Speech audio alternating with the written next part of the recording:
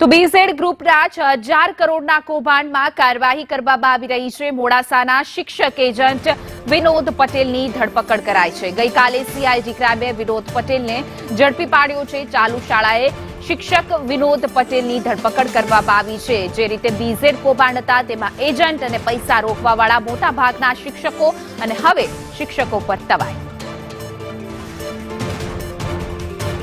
વધુ વિગતો સાથે અમારા સંવાદદાતા હિરેન રાવલ જોડાઈ ગયા છે। જે હિરેન, જે રીતે બીઝેડ ગ્રુપમાં મોટાભાગના એજન્ટો શિક્ષકો જ હતા અને નિવૃત્ત શિક્ષકોને ટાર્ગેટ કરી રહ્યા હતા, તેને લઈને હવે કાર્યવાહી છે તે કરવામાં આવી છે। એક શિક્ષકની ધરપકડ કરાઈ છે।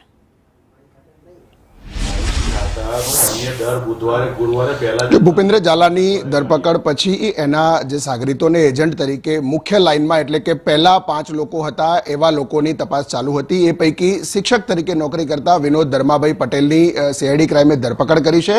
ગઈકાલે બપોરે જ ભેમપુરા 2 પ્રાથમિક શાળામાંથી સીઆઈડી ક્રાઇમની ટીમે આ વિનોદ પટેલને ઉઠાવ્યો હતો અને મોડી રાત્રે એની ધરપકડ બતાવવામાં આવી છે।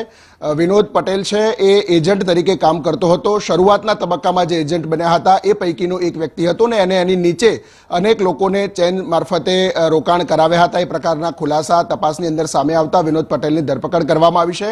વિનોદ પટેલને આ ચેન સિસ્ટમમાં સૌથી સારું કામ કરવા બદલ મર્સિડીઝ ગિફ્ટ આપવામાં આવી હતી।